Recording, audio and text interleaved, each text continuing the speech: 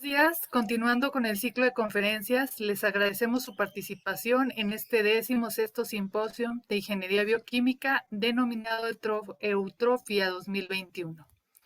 El día de hoy contamos con la valiosa colaboración de la doctora Silvia Marina González Herrera, catedrática y egresada de esta institución. Agradecemos la presencia de estudiantes, egresados y de maestros de la carrera de Ingeniería Bioquímica. Sean bienvenidos. Les pediré a los participantes mantener su micrófono en silencio durante el transcurso de la conferencia. Al término de esta pueden levantar su mano para realizar preguntas o sus comentarios. Y no olviden anotar su nombre y número de control. A nombre de la Academia de Bioquímica, le damos una afectuosa bienvenida a la doctora Silvia Marina González Herrera, que nos acompaña el día de hoy para darnos a conocer su conferencia Probióticos y Prebióticos, el reto tecnológico de su incorporación en alimentos. Agradecemos, doctora, su participación en el marco del 16º Simposio de Bioquímica. A continuación, me permitiré hacer una reseña a tan distinguida conferencista. Es un honor para mí presentarla, doctora. La doctora Silvia Marina González Herrera es egresada de la carrera de Ingeniería Bioquímica y de la maestría en Ciencias en Alimentos por el Instituto Tecnológico de Durango. Cuenta con un doctorado en Ciencia y Tecnología de Alimentos por la Universidad Autónoma de Coahuila.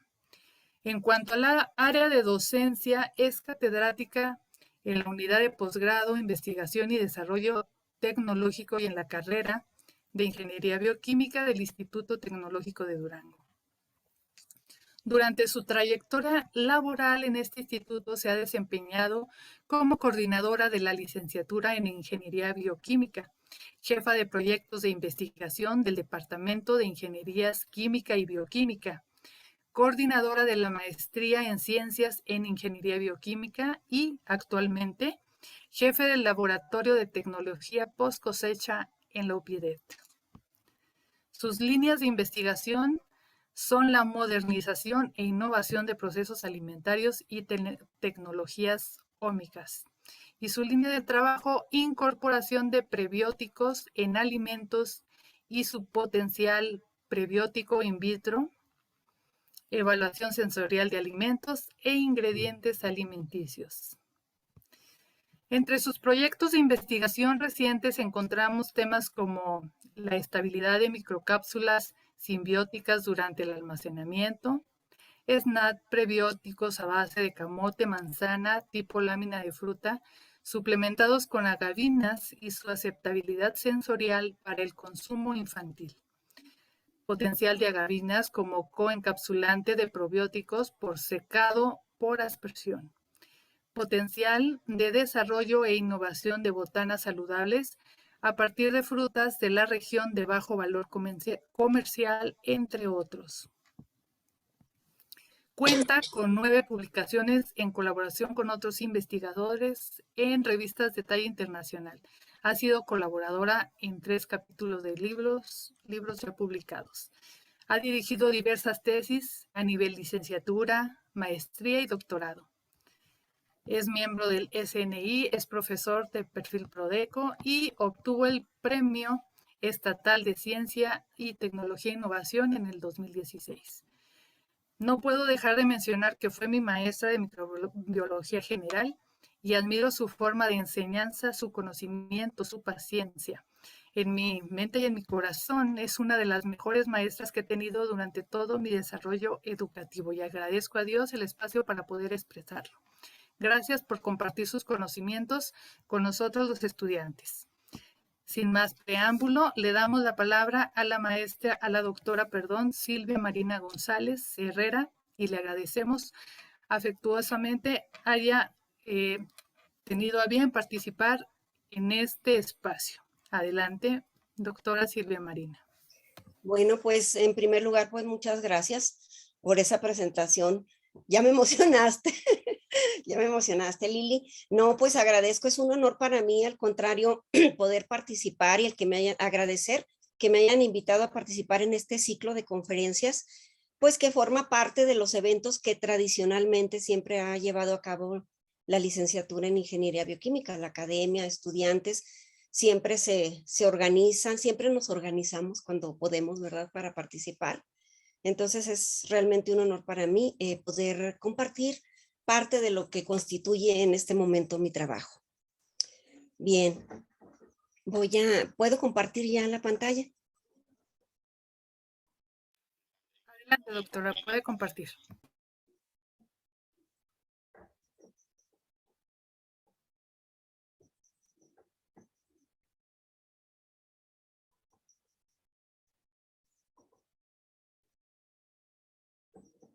Bien, ahí se ve. Sí, doctora, perfectamente. Y se ve perfecto, adelante. Ok, bueno, el tema que me trae hasta acá ahora es justo con lo que yo estoy trabajando, probióticos y prebióticos. Bueno, ¿y por qué, para empezar, por qué nos interesan los probióticos y los prebióticos? Este interés ha surgido de los estudios que se han llevado a cabo que nos relacionan salud, bienestar y alimentación. A partir de tantos estudios que se han hecho y que se ha visto la importancia que tiene la alimentación con nuestra salud, pues han surgido justamente remembranzas de que desde hace mucho tiempo se ha hecho alusión a esta relación.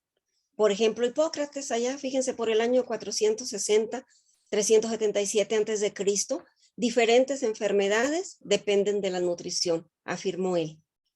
Y por supuesto, algunos alimentos en países orientales, sobre todo, se fueron asociando con la reducción, con beneficios como la reducción de lípidos, funciones antidiarreicas y propiedades antiinflamatorias. Obviamente, simplemente se relacionaban, no se sabía por qué.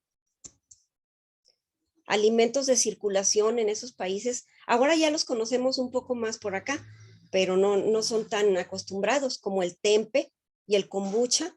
El tempe es un fermentado de soya con un hongo y el kombucha es un fermentado de té negro, originalmente con té negro y con le llaman hongo kombucha precisamente, y a estos alimentos se les atribuían todos esos beneficios.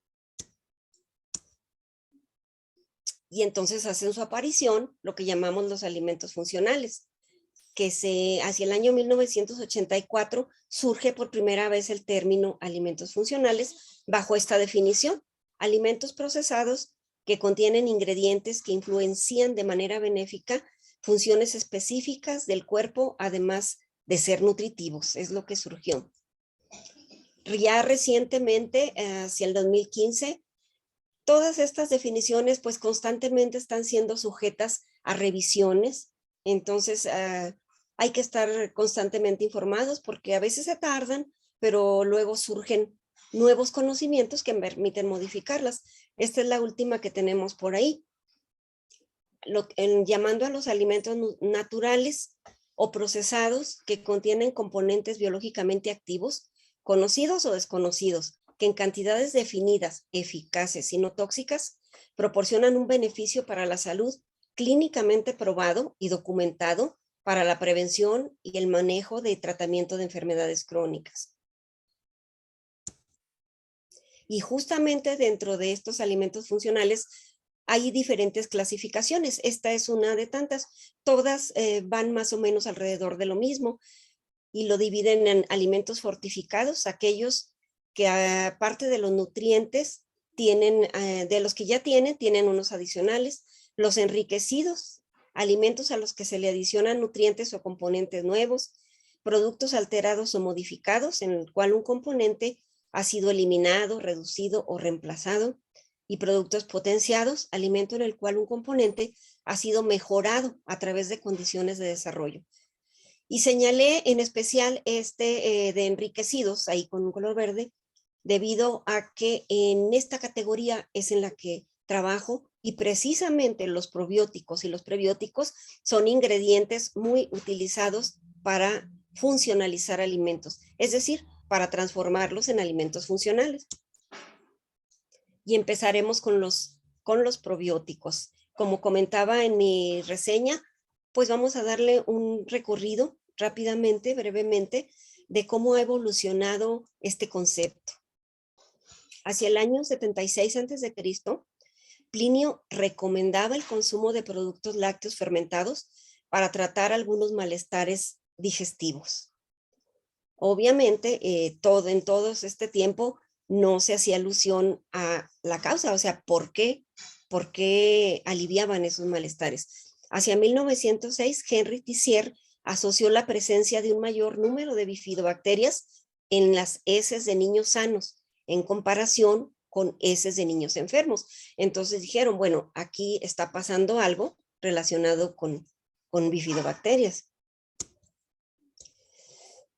En el año 1908 surge este personaje que fue un científico ucraniano, Erich Mesnikov, premio Nobel en 1908, que asoció en forma ya más formal el consumo de bacterias lácticas en productos fermentados con mejoramiento en la salud y la longevidad. Y se le conoce como el padre de la bacterioterapia, porque él ya recomendaba para tratar esos males.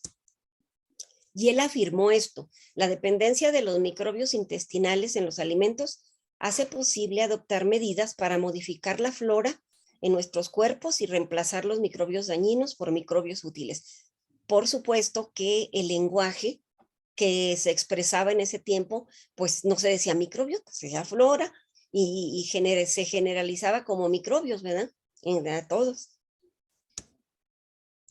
Hacia 1965, Lilly y Stewart por primera vez usaron el término probiótico, pero fíjense bien cómo lo definían. Se referían a los probióticos como sustancias secretadas por un organismo, las cuales estimulan el desarrollo de otras. O sea, bastante ambiguo todavía.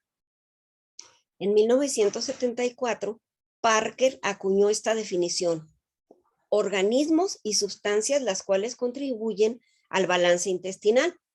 Como podemos ver, aquí se hacía ya alusión a las dos cosas, organismos y sustancias. Esto es con base en los estudios que se van haciendo y que se van teniendo nuevos descubrimientos. Fuller en 1989 propuso ya otra cosa: microbios vivos suplementados que afectan benéficamente al huésped animal, mejorando su balance microbiano. Aquí ya decía microbios vivos. Y Salminen en 1998 propone otra definición: alimentos que contienen bacterias vivas, las cuales son beneficiosas para la salud. Aquí Salminen hacía alusión específicamente a bacterias. Finalmente, hacia el 2001, la Organización Mundial de la Salud y la FAO organizaron una reunión de expertos en la que participaron, entre otras asociaciones, las que vemos aquí: la Asociación Internacional Científica para Probióticos y Prebióticos, el Instituto de Tecnólogos en Alimentos, la Organización Mundial de Gastroenterología y la Autoridad para la Seguridad Alimentaria de Europa. Entonces, entre todos ellos, llegaron a un consenso de una nueva definición. Microorganismos vivos que, cuando son suministrados en cantidades adecuadas, confieren un beneficio a la salud del huésped. Como podrán ustedes notar, volvimos de nuevo a la generalidad. Aquí ya no se está especificando que son bacterias, porque actualmente ya se sabe que hay algunas levaduras que pueden entrar dentro de esta categoría de prebióticos. Entonces, por eso se dejó de una manera más general, y el beneficio a la salud del huésped en general, porque puede ser de diferentes maneras esos beneficios que luego comentaremos.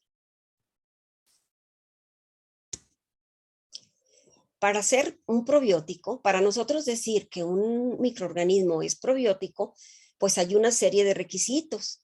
Obviamente deben ejercer un efecto benéfico en el huésped. No deben ser patógenos ni tóxicos. Estar presentes en dosis mínimas efectivas, de acuerdo a lo recomendado. Sobrevivir a las condiciones del intestino, resistir bajos pHs y permanecer viables por largos periodos de almacenamiento y condiciones de campo. Es bastante complejo si nosotros aislamos una bacteria o un microorganismo y para comprobar que es un probiótico. No es tan sencillo. Ahora, ¿por qué nos interesan tanto? Pues por esos beneficios que pueden inferir en la salud. Entre los beneficios que se mencionan está la inhibición de patógenos, la estimulación del sistema inmune, la reducción del colesterol y prevención de enfermedades cardiovasculares. También se reconoce cierta actividad anticancerígena. Pueden mejorar la digestión de la lactosa, reducción de síntomas del síndrome de intestino irritable, tratamiento de infecciones, efecto antialérgico, efecto benéfico en personas infectadas con VIH y la importante relación microbiota intestino-cerebro, en donde se han hecho estudios bastante interesantes para verificar si hay un efecto antidepresivo y ansiolítico. Entonces esto es muy prometedor, ¿verdad? Que podamos usar probióticos para combatir estos importantes problemas de salud. Y también tienen un efecto en la piel. Se está estudiando el efecto antiacné en cremas, en ungüentos para combatir el acné. Y esto ya no es de alimentos, ¿verdad? Pero pues es importante que veamos las áreas que están abarcando estos compuestos. Y cosmética, ¿verdad? Ya un poco más superficial, pero cosmética también está interviniendo en esta área. Hay muchos ya cosméticos que se anuncian en su publicidad que tienen prebióticos y tienen probióticos. Ya lo podremos hacer alguna prueba a ver si es cierto que tienen eso. Pero por las dudas, pues me los tomo y me los unto. Entre las especies más, géneros más utilizados, con los que más se estudia, está esta lista, ¿verdad? Del género Lactobacillus, de Propionibacterium, en fin, y por ahí ya vemos también unas Saccharomyces. Por eso se ha ya generalizado el término de probiótico, porque sí hay levaduras con características probióticas. Entonces, estos son de los más conocidos. Recordemos que nuestra microbiota está formada por millones, ¿verdad? De microorganismos, pero no todos pueden cultivarse y estudiarse. Algunos no se han podido estudiar. Entonces, estos son de los más estudiados. Pasamos a los prebióticos. Los prebióticos, como les comento a veces a la audiencia en general, pues digamos que son los alimentos de los probióticos. Aunque tienen también efectos directos, están sumamente relacionados con enriquecer nuestra microbiota en probióticos. Y también estos tienen sus antecedentes. ¿Cómo es que se empezaron a descubrir, ¿verdad? Estas actividades prebióticas? Hacia 1921, Redger y Chaplin hicieron varios descubrimientos como experimentos con humanos y encontraron que su microbiota se enriquecía en lactobacilos después de consumir ciertos carbohidratos. Entonces, eso empezó a dar luz de que había algo que podía hacer que esa microbiota se enriqueciera en lactobacilos. También afirmaron que el hecho de que los microorganismos anaerobios dominaban en el colon y obtenían su energía al fermentar sustratos de la dieta, pues todo esto dio inicio a investigaciones que fueron fundamentales para proyectos incluso ya sobre el microbioma, ¿verdad? Ponernos a estudiar la parte genética de todos estos microorganismos. Y pues así empezaron a surgir las primeras definiciones. Esta fue en 1995 de Gibson y Rutherford. Y lo hizo de esta manera: ingrediente alimenticio no digerible que afecta benéficamente al huésped, estimulando selectivamente el crecimiento y o actividad de un número limitado de bacterias en el colon, y así mejorar la salud del huésped. Al igual que lo hice en los probióticos, les marco aquí con rojo digamos, las afirmaciones que fueron cambiando a lo largo de los años. Cuando surgió esta definición, únicamente estaban contemplados los fructooligosacáridos como prebióticos en ese momento, pero obviamente pues se siguió estudiando y en el 2010 también como resultado, todas estas definiciones son el resultado de esas reuniones de expertos que cada X tiempo se reúnen y vuelven pues a trabajar sobre lo que se conoce en ese tema. Aquí tenemos esta otra definición, ingrediente selectivamente fermentado que da como resultado cambios específicos en la composición y o actividad de la microbiota. Si se fijan, aquí ya hacen alusión a una composición y a una actividad intestinal, confiriendo beneficios a la salud del huésped. Y ya no aparece el colon ahí como punto clave, porque ya se empezó a ver que había efecto en otras partes del intestino. En 2017, producto de estas mismas reuniones, se llegó a esta, que es la última, un sustrato que es selectivamente utilizado por microorganismos del huésped, confiriendo un beneficio a su salud. ¿Y qué pasa con estos nuevos estudios? Bueno, pues sucede que empiezan a surgir otros prebióticos. De primero se pensaba que solamente algunos carbohidratos podrían tener esa característica de ser prebióticos. Pero no, aquí ya vemos no solamente los fructooligosacáridos, ya vemos la inulina, vemos los galactooligosacáridos, lactulosa, las agavinas, los polifenoles, el almidón resistente, los ácidos grasos poliinsaturados, y así, ¿verdad? Así van a ir surgiendo nuevos candidatos a medida que esto va avanzando, ¿sí?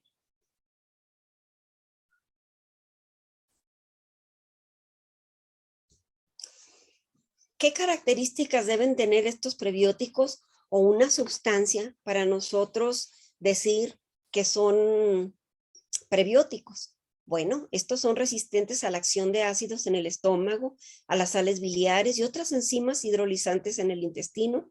No deberán ser absorbidos en el tracto superior gastrointestinal, fácilmente fermentables por la microbiota benéfica. Y de esta manera, al no ser digeribles, al no ser absorbidos, pues no contribuyen con calorías, ¿verdad?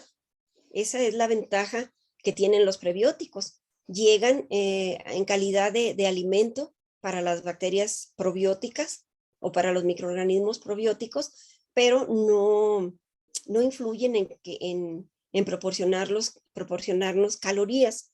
Y eso es lo interesante que tienen.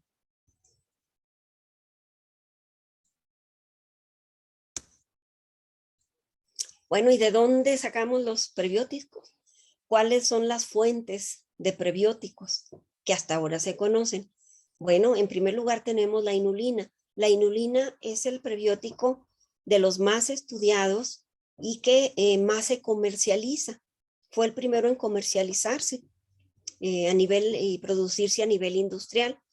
Esta inulina que se vende proviene de la raíz de achicoria, que nosotros podemos ver. Permítanme. Aquí, en esta parte, esto que se ve como si fuera camote o zanahoria, así son raíces, es la raíz de achicoria y por su alto contenido de inulina, pues es de la que más es de la que se produce.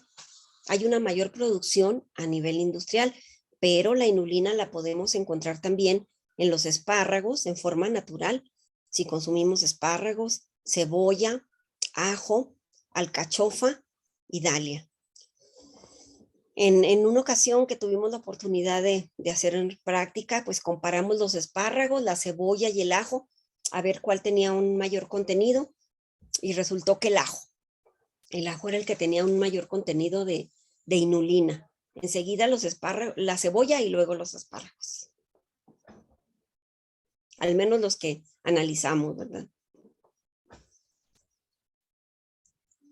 Esta inulina tiene una estructura química lineal con enlaces beta 2,1, que justamente este tipo de enlaces son unidades de fructosa, unidas con enlaces fructosil, y justamente ese tipo de enlace es lo que hace que no se digiera en el tracto superior digestivo.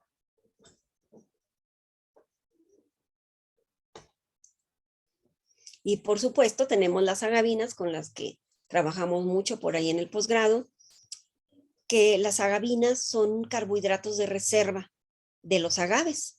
En diferentes especies se han estudiado y contiene estas agavinas. Ahí podemos ver la fotografía de la doctora Mercedes, que ella es la que dilucidó la estructura química y así lo denominó, agavinas. Y pues de viva voz ella nos platicó que cuando empezaron a hacer los estudios con estos azúcares de agave, pues realmente esperaban encontrar la misma estructura que la inulina. Y no fue así. O sea, ya a la hora de examinarlo por diferentes técnicas analíticas, pues se dieron cuenta que era muy diferente. Esta es la estructura de las agavinas. Y a medida que los agaves tienen más edades, cambia un poco con la edad. Ya a la edad de 7 años podemos encontrar estas estructuras y ahí se dieron cuenta que era diferente a la inulina, era una estructura química más compleja y ramificada que también le confiere propiedades prebióticas y tecnológicas para usarse en alimentos. Pero también podemos encontrar oligosacáridos de soya, ahí tenemos compuestos de rafinosa y estaquiosa. Todo esto no es tan comercial, ¿verdad? Como la inulina, pero ahí podemos encontrar también de los mano-oligosacáridos del café, porque contienen compuestos de manobiosa, manotriosa y manotetraosa. También gilo-oligosacáridos que se obtienen de los gilanos de granos de cereales por hidrólisis enzimática. También encontramos los pecto-oligosacáridos a partir de las pectinas de cítricos y manzana, que también se están estudiando por ahí en el posgrado. Y ya el almidón resistente también ya es considerado prebiótico. Es una fracción del almidón que es capaz de resistir la digestión y se mantiene íntegro a lo largo del tracto gastrointestinal. Y también lo podemos aislar de papa, camote, plátano, lenteja, arroz, entre otros. Y ya está probado que tiene propiedades prebióticas. Otra fuente, pues, pueden ser los microorganismos. También interviene el Trichoderma sp. Estos dos son hongos filamentosos, que el Trichoderma produce gilanasa y en Aspergillus oryzae podemos producir FOS y GOS, que son, ya saben, fructo oligosacáridos.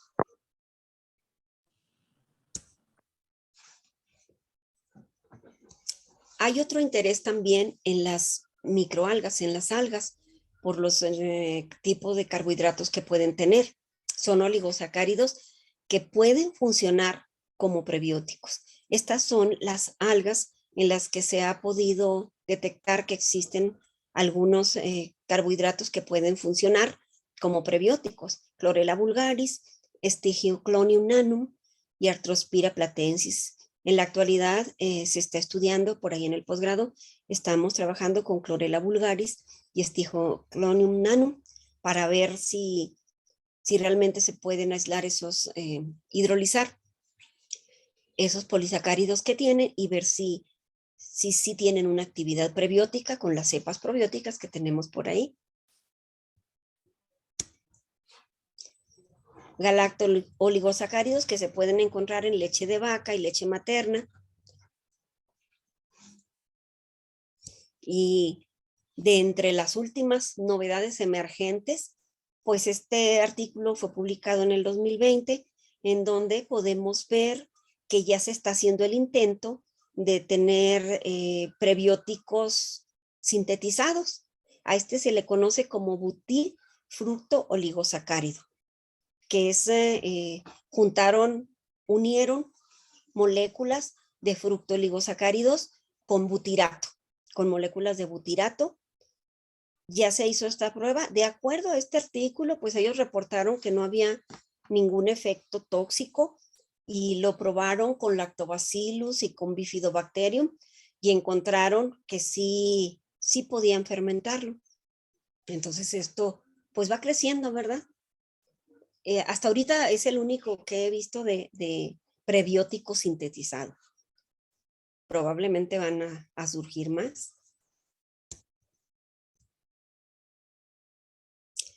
Los beneficios que pueden tener los prebióticos, pues obviamente están también estrechamente ligados a los mismos beneficios que los probióticos.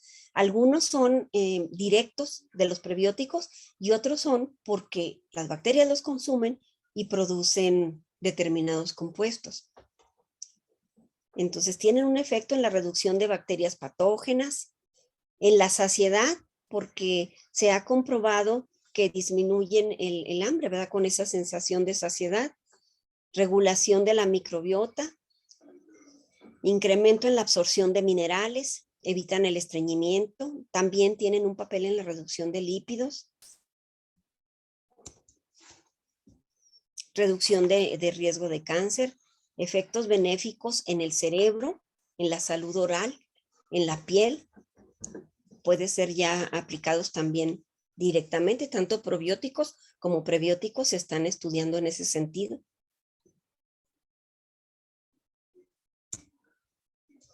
Y bueno, después de ver los beneficios que nos pueden otorgar estos ingredientes que son los probióticos y los prebióticos, pues vamos a hablar un poco de su aplicación en alimentos. Es bastante prometedora, pero también, como menciona el título de la conferencia, pues se enfrentan muchos retos que a veces solo se notan hasta la hora en que se están llevando a la práctica. La industria alimentaria se ha enfocado en una nueva generación de productos llamados alimentos funcionales. Entonces, como una forma de funcionalizarlos es agregando este tipo de compuestos, pues vamos a ver qué significa. Y como, bueno, mi especialidad es tecnología, pues bueno, vamos a ver qué hemos encontrado por ahí en este campo. Primeramente, tenemos que ver el tipo de ingrediente que queremos nosotros agregar a una matriz alimenticia, ya sea líquida o sólida, pero ¿qué es? ¿Qué es lo que queremos? ¿Es un prebiótico lo que quiero agregar? ¿Es un probiótico? ¿O es un simbiótico? Quiero hacer un simbiótico que tenga los dos. Entonces, de eso hay que tomar muy en cuenta con qué queremos trabajar. ¿A dónde los queremos agregar? El tipo de matriz alimenticia en donde nosotros queremos agregar estos ingredientes. ¿Es sólida? ¿Es líquida? ¿Es una matriz sencilla que tiene pocos componentes? ¿O es una matriz compleja? Porque todo eso va a influir en el éxito del producto que nosotros deseamos diseñar. Ahora sí que diseñar. El proceso de aplicación, ¿cómo le vamos a agregar ese ingrediente? O sea, ¿en qué estado? Y el proceso de elaboración del alimento del que estoy interesada. ¿Y cuánto le voy a poner? ¿Cuál es la dosis que puedo yo ponerle a esa matriz alimenticia? Pues también depende del tipo de ingrediente y de la cantidad adecuada para, pues, esperar algún beneficio. Y una vez que ya pude con estos retos, pues analizar, ¿verdad? Para verificar su estabilidad y evaluar el efecto en sus características, cómo le afectó a ese producto, a ese alimento.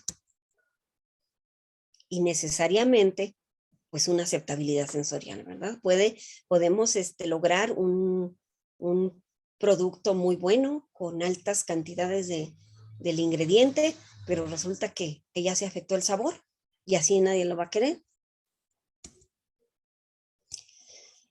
Me permití poner estos ejemplos para ver que dependiendo la matriz, pues son los retos que se presentan. Yo como trabajé, me gusta trabajar con productos llamativos, que llamen la atención, que se antoje comer.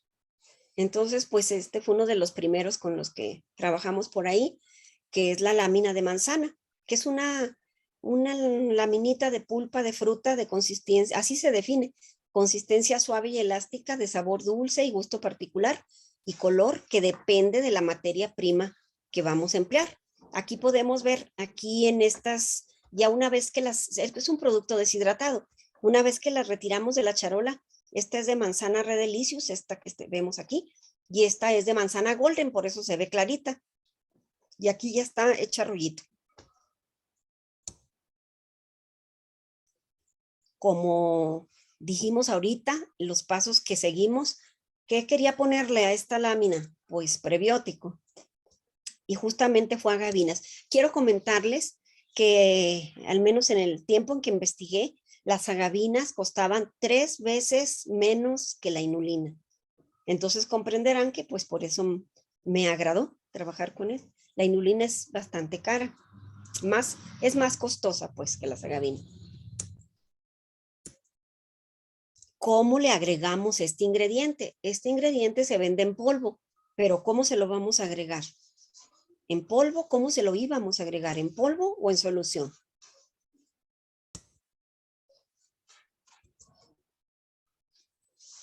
Muy bien. ¿Dónde y cuándo? Tomando en cuenta el proceso de elaboración, hay que decidir en qué momento vamos a agregar ese ingrediente y pues cuánto. ¿Cómo sabemos cuánto? En primer lugar, buscando que que lo que consume la gente tenga un beneficio.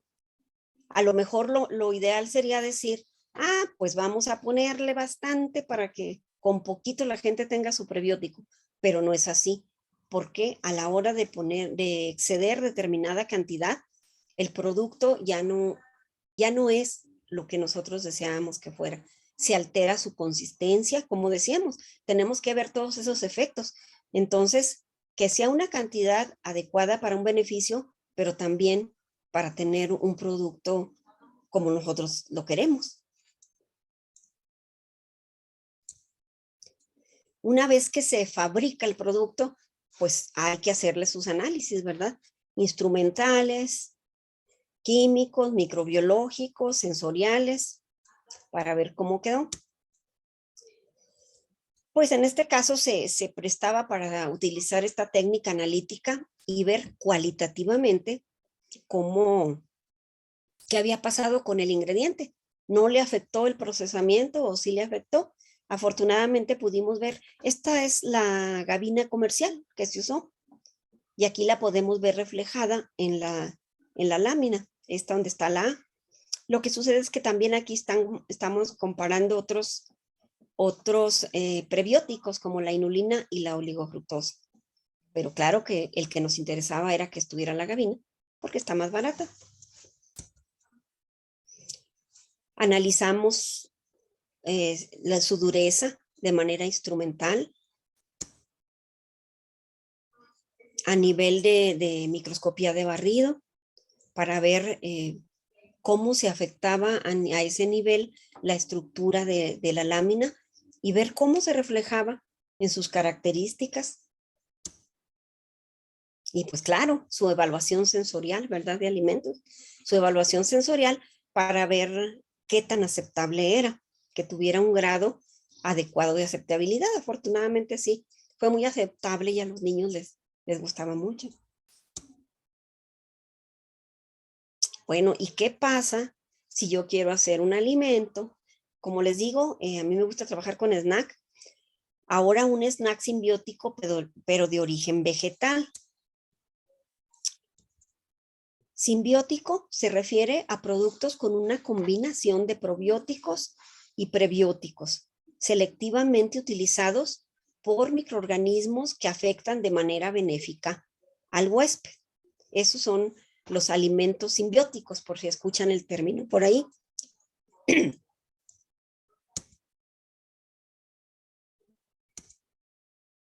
Que por cierto, por ahí es el trabajo que está realizando Gaby ahí a nivel de doctorado, y ella sabe lo que es enfrentar estos retos. ¿Cómo se le ponen a un alimento, cómo fabricamos un alimento simbiótico? ¿Le ponemos los prebióticos y probióticos por separado? ¿Es posible? Sí es posible, según el tipo de matriz alimenticia con el que estemos trabajando. Por ejemplo, en una bebida es más sencillo. Si yo quiero agregarle por separado el prebiótico y los probióticos, no es tan problemático. Ok, aquí ya estamos trabajando de manera un poquito más compleja, porque tenemos los probióticos y que queremos que sobrevivan al procedimiento. Entonces ahí nos enfrentamos con el estado del cultivo, sobre todo si es en una matriz sólida. Un camino, pues, es encapsularlos. Macrocápsulas o microcápsulas. Es una manera de agregarlos, ver cuál era la más conveniente. Aquí en este caso, pues encontramos que lo más conveniente era microencapsularlos para poder manejarlos mejor, por el tipo de snack con el que pretendíamos trabajar, porque es deshidratado también.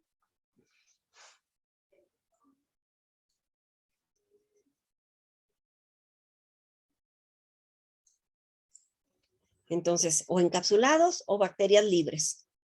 Bacterias libres en este tipo de productos sería muy complicado, ¿verdad? Porque el producto es deshidratado. Aquí tenemos por ahí los polvos, ¿verdad? Los polvos resultantes después de microencapsular por secado por aspersión, que es un camino.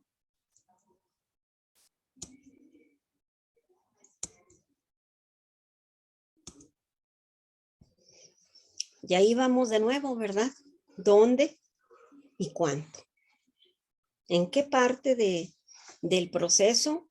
O sea, cada vez que menciono esto, imagínense todos los preliminares que se tienen que hacer para poder establecer en qué parte del proceso puede uno hacer esto. No lo podemos decidir así nada más, sino se tienen que hacer muchas pruebas para poder de alguna manera ver cuál es la más conveniente.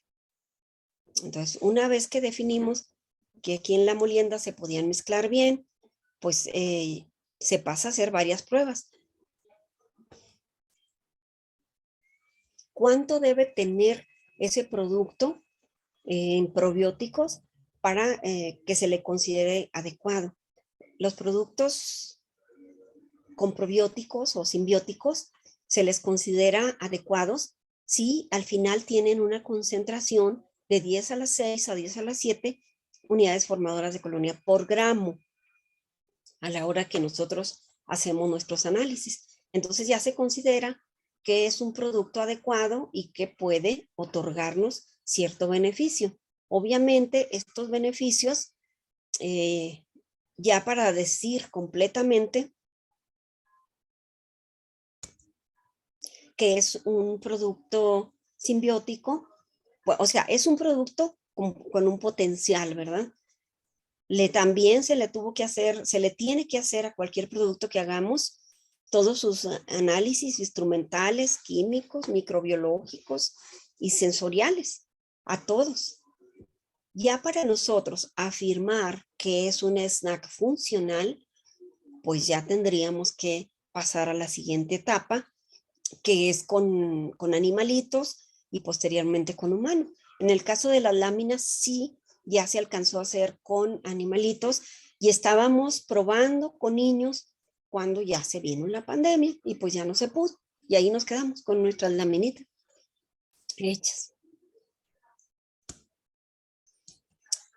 Y pues de esta manera los probióticos y los prebióticos han llegado a un sinfín, están llegando a un sinfín de matrices alimenticias.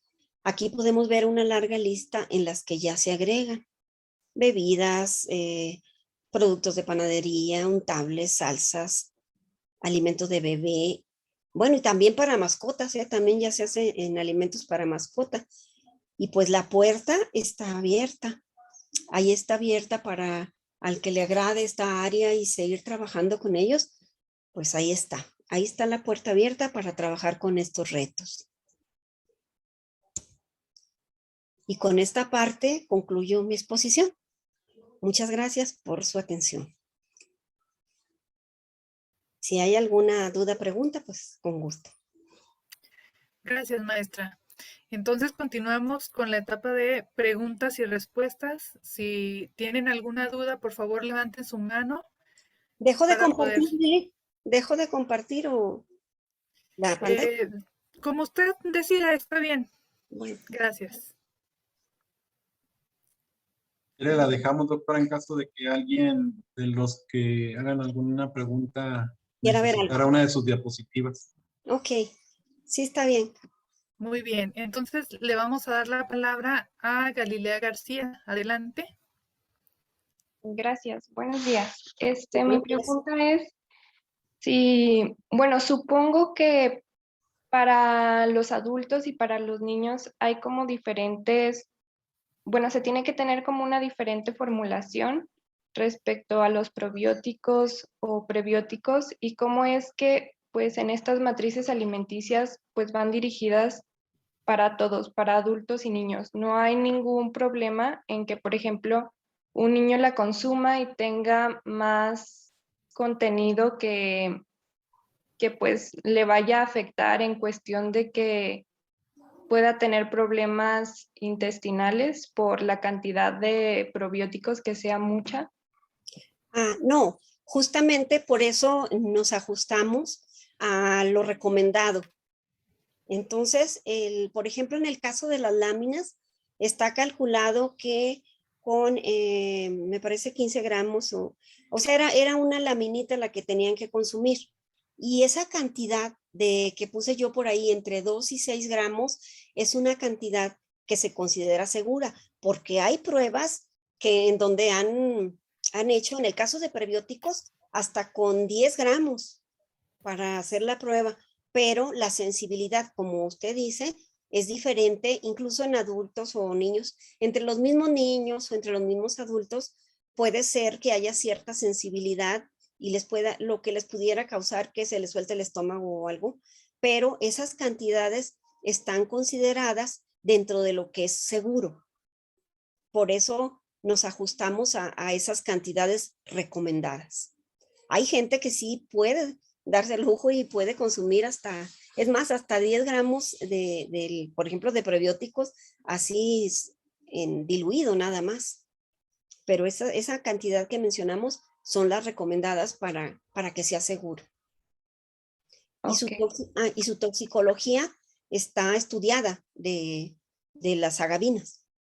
Están estudiadas y de los estudios arrojados, nunca ha habido un efecto tóxico. Muy bien. Maestra, y tengo otra pregunta. Sí, dígame. ¿Quién regula estas cantidades? ¿Es un órgano mexicano o, por ejemplo, es la OMS o algo más grande? Justamente lo que les comentaba ahorita con las definiciones, son diferentes organismos que se reúnen y por consenso recomiendan esas cantidades, tanto de probióticos como de prebióticos, pero son a nivel internacional. Ya ese es otro asunto. Lo que es la legislación está todavía muy dispersa. Cada país tiene casi su legislación y aparte únicamente se sigue así por consenso. Obviamente aquí en México tenemos muy escasa le llaman fibras, algo así, pero es escasa digamos, la legislación al respecto. Lo que nosotros seguimos es el consenso internacional, que lo que ya está aprobado, que no cause un problema. Pero más bien lo fijan todas esas agencias internacionales en reuniones de expertos. Ok, muchas gracias. Sí, de nada. Gracias, Galilea. Adelante, Miriam Ochoa. Buenos días, doctora. Buenos días. Bueno, yo había leído que los probióticos bajan de peso. ¿Esto es cierto? Y si es así, ¿por qué lo causan? El consumir prebióticos te puede ayudar en el control de peso. Yo he visto y leído sobre experimentos en el sentido, una es porque tienen esa sensación de saciedad. Esa es una ayuda, de que qué tal si en lugar de comerte un pan o algo, tú tomas un snack con prebióticos y eso, digamos, te calma el hambre y te nutre. Esa es una forma, pero también tienen un efecto en la reducción de lípidos, no precisamente ayudan en el control de peso. No quiere decir que porque tú consumas prebióticos solamente, sin hacer ejercicio ni otra cosa, pues ya vas a bajar, pero definitivamente ayudan al control de peso. Ok. Bueno, mi otra pregunta, había mencionado que había hecho estudios en algunos alimentos como el ajo y la cebolla, y también menciona la dalia. ¿Esa cómo la podríamos ingerir? No, la dalia no sé, la verdad es así no. Resulta curioso que también se tiene y se pudiera extraer. O sea, se pudiera extraer para consumo, pero no porque, pues, que yo sepa, no se come. No. Ah, ok. La mencioné porque tiene inulina y porque puede constituir para una fuente, para extraerla. Muy bien, muchas gracias. Sí, de nada.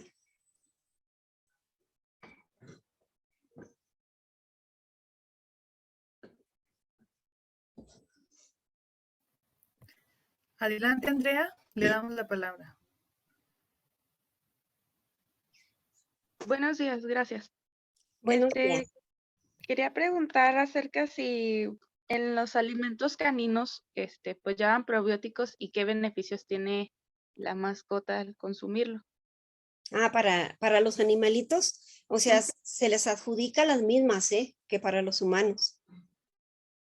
Darles un balance en su composición de su microbiota y eso les trae los mismos beneficios. Están menos estudiados, pero es igual, son similares los beneficios que se han estudiado en las mascotas. E igual les puede beneficiar, por ejemplo, a una mascota con sobrepeso. Igual, Sí, o sea. sí, de que den una sensación de saciedad, sí. Por eso ya muchos alimentos para mascotas tienen prebióticos o probióticos. Sí puede coadyuvar a su control. Ah, ok. Muchas gracias. Sí. Gracias, Andrea. Le damos la palabra a Ana Cristina Ordaz.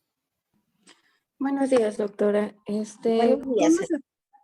¿Cómo se puede diferenciar entre una bacteria positiva y una bacteria negativa? Me imagino que se refiere a una bacteria probiótica y una patógena. Me imagino yo, ¿verdad? Sí, justamente. Sí. Le comentaba que para hacer una bacteria probiótica se requieren muchos estudios para comprobar que efectivamente es probiótica.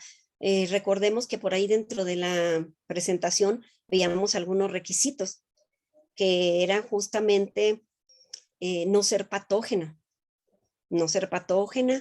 poder aguantar el tracto gastrointestinal para que llegue al colon, a los intestinos y no sea digerida ni sea absorbida y nos pueda causar otro tipo de efecto. Entonces, para poder distinguir, si yo digo voy a aislar de un alimento fermentado, aislé una bacteria, es muy probable que tenga un potencial probiótico, pero yo no puedo decir que es buena, que es probiótica o que es positiva, como dice usted, hasta que le haga todos esos estudios. Y generalmente se aíslan de alimentos en los que se les adjudica algún beneficio la ingestión de esos alimentos. Entonces es posible que ahí encontremos bacterias buenas, ¿verdad? Bacterias probióticas, pero eso no podemos decirlo hasta que hagamos una serie de estudios relevantes. Ok, gracias. Y la siguiente es, ¿el mismo cuerpo humano las puede producir? O sea, de hecho sí tenemos. Nosotros nacemos con un montón, por decirlo de alguna manera, de probióticos y poco a poco se ha hecho estudios sobre su microbiota de los niños, de los jóvenes, de los ancianos, y esa microbiota va disminuyendo.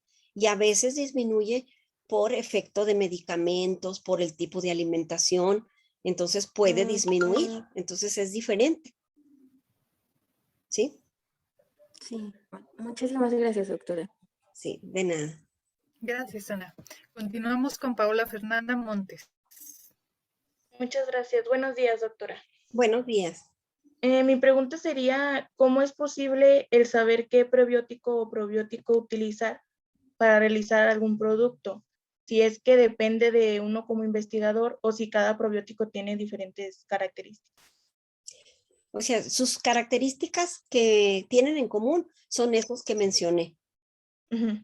Y sí hay algunos más difíciles de cultivar. Ahí en el laboratorio tenemos cepas que son más difíciles de cultivar. Incluso tienen unos requerimientos para su reproducción en el laboratorio muy específicos, que no en cualquier medio de cultivo. O sea, la manera de reproducirlas y usarlas, pues es también digamos, un reto, ¿verdad?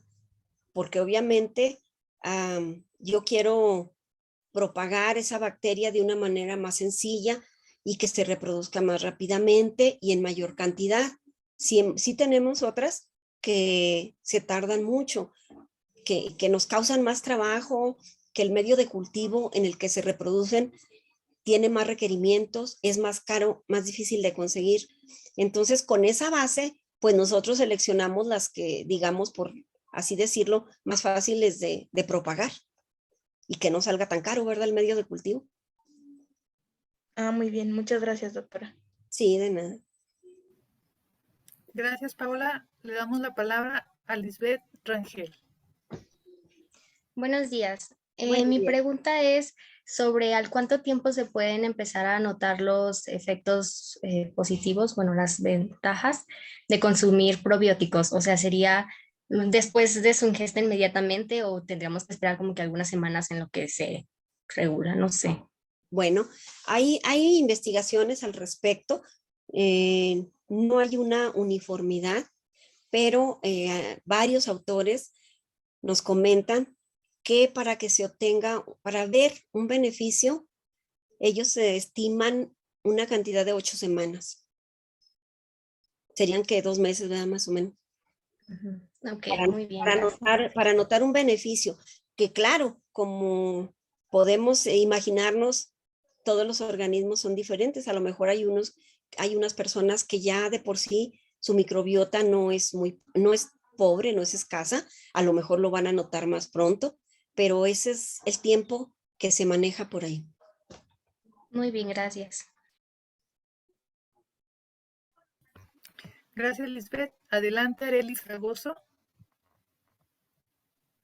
Sí, gracias. Buenos días. La duda que yo tenía era, ahorita que mencionó sobre los alimentos para mascotas, si por ejemplo en la maestría se podría realizar un proyecto que fuera destinado a productos para animales, porque normalmente los alimentos o los proyectos de alimentos son como enfocados al ser humano, ¿no? Entonces tenía la duda de si se puede hacer un proyecto de maestría enfocado en este sentido. O sea, sí pudiera ser, pero como que no tenemos los elementos. Por ejemplo, se puede probar con ratitas, ¿verdad? Porque esas sí se venden especiales y todo. Hacer pruebas con animales más grandes, pues sí, ya es otro tipo de manejo. Entonces, se puede hacer a nivel de potencial de este producto. El problema es cuando ya queremos probar si le gusta a los animales. En una ocasión, fíjese que se hizo un proyecto para vacas. No era con prebióticos, era con otro tipo de alimento enriquecido y pues sí es más trabajo porque había que conseguir un usuario y luego yo les comentaba, como yo manejo el área de evaluación sensorial, y yo les decía, pues no quisieron venir las vacas al laboratorio. Y dije, bueno, pues ¿cómo le hacen? Yo no lo hice, no es de mi área, pero sí, o sea, tuvieron que disponer en un establo el alimento y bueno, medían otras cosas, medían a ver si se lo comían todo, medían si nada más lo olían y se iban, etcétera. Es más complejo, no tenemos pues las instalaciones para hacer para animales. Sí, y para humanos Ok, muchas gracias. es más fácil. Sí, de nada. Gracias, Arely. Adelante, Denise. Gracias. Buenos días, doctora. Buenos Disculpe, días. ahorita que comentaron de que hay probióticos en la cebolla y el ajo, ¿estos se pierden en caso de que, no sé, se vayan a cocinar o se tienen que comer en crudo para poderlos adquirir? Fíjense que los prebióticos como la inulina o las agavinas son bien nobles porque sí resisten temperaturas elevadas. Sí, no hay necesidad de consumirlos crudos. Que casi siempre, por ejemplo, el ajo, pues es raro, ¿no? Bueno, una gente sí se lo toma, pero la respuesta es que sí resisten temperaturas elevadas, porque el proceso de extracción, por ejemplo, tradicional, cuando hicimos nosotros nuestra prueba en el laboratorio, a 80, 90 grados centígrados, los extraemos y sí resisten. En el caso de la lámina, la pasta se sometía a una temperatura de 60, 75 grados y no les pasa nada, no se degrada. Muy bien. En el caso de la dalia, bueno, como por ejemplo el té de azahar, estas son, tengo entendido que son florecitas de árboles secas. ¿Se puede secar la dalia y tomarla como té o poner la dalia directo como una infusión? O sea, ¿No se podría? es posible que se extraiga, pero sí, yo no me atrevería a recomendarlo porque no sé. No sé si tengo otras cosas aparte de los prebióticos. La Dalia comentaba nada más como punto para extraerlos y purificarlos, pero yo no sé, habría que hacer estudios si como infusión, como té, no tiene otras cosas que me puedan hacer daño. Ay, si no, Muchas gracias. si no se la van a tomar. Gracias, Denise. Adelante, Julio Maximiliano Cruz. Gracias. Mi pregunta es, antes de hacer la prueba en humanos de los prebióticos, ¿cuántas etapas o en qué organismos se tienen que probar? Bueno, es lo que le llaman las etapas preclínicas, ¿verdad? Antes de probar en humanos, necesariamente se tiene que probar en animales, que generalmente son en ratitas. Por ejemplo, la lámina, para hacer la prueba con ratitas, fueron 6 grupos de 10 ratitas para poder evaluar diferentes factores, su toxicidad y todo, para poder asegurar que seguía siendo potencialmente adecuada para consumo. Entonces, si nos llevamos, pues depende del producto, puede llevarse meses, ¿verdad? Para concluir una afirmación. No sé si respondí su pregunta. Sí, maestra, gracias. Ok, gracias, Julio. Entonces, continuamos con Sebastián Mijares. Adelante. Gracias, maestra. Buenos días, doctora. Hola, buenos días.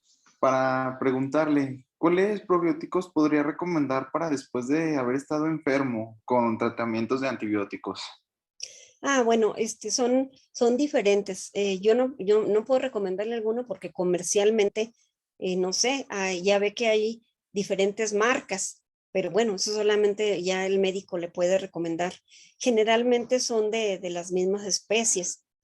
Ya ve el Sinuberase, no me acuerdo cuál otro, pero pues eso solamente su médico se lo puede recomendar. ¿Qué dosis recomienda? Muchas gracias.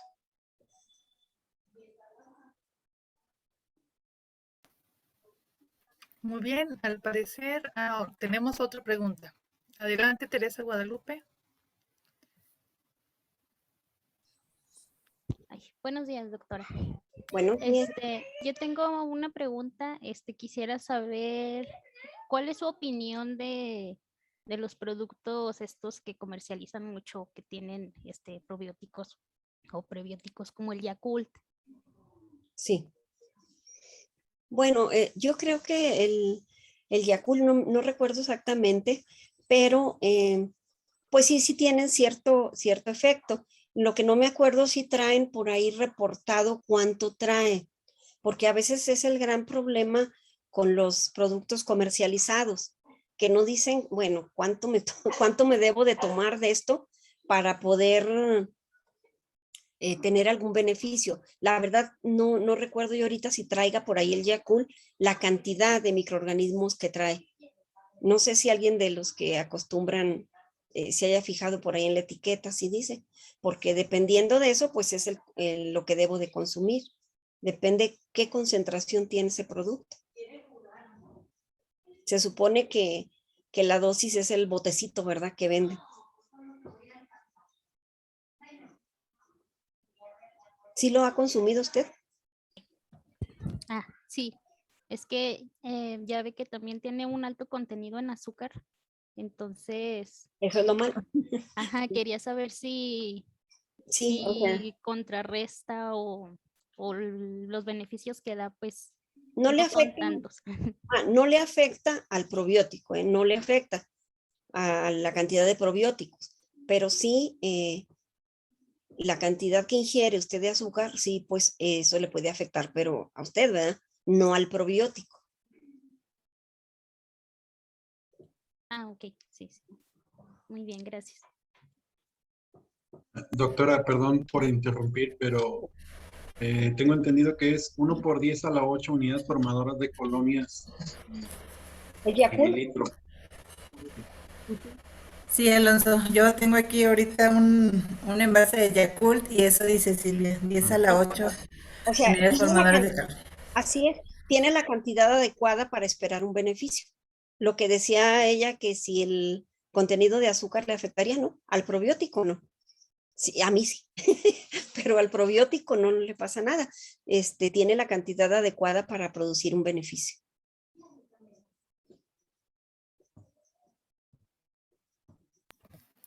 Muy bien, muchas gracias. ¿Alguien más? ¿Alguna duda, comentario? Al parecer ya son todas las preguntas, doctora. Ah, muy bien. Muy bien. Entonces, le agradezco mucho esta sesión de respuestas. Muchas gracias por ella. Ahora voy a leer su reconocimiento por la participación en nuestro simposio.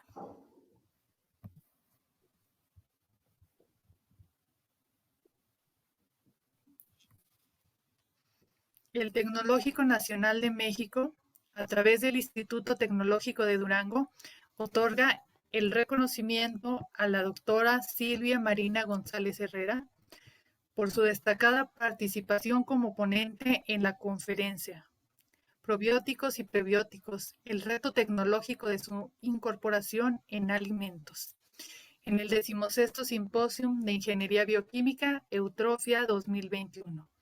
Llevada a cabo del 11 al 15 de octubre del presente año. Victoria de Durango, Durango, a 14 de octubre de 2021. Firma Gisela Flores Montenegro, directora. Bueno, con esto terminaríamos esta participación. Le agradecemos mucho a la doctora Silvia Marina por habernos compartido sus experiencias, su investigación tan interesante y ojalá siga apoyándonos en otras ocasiones. Muchas gracias, doctora.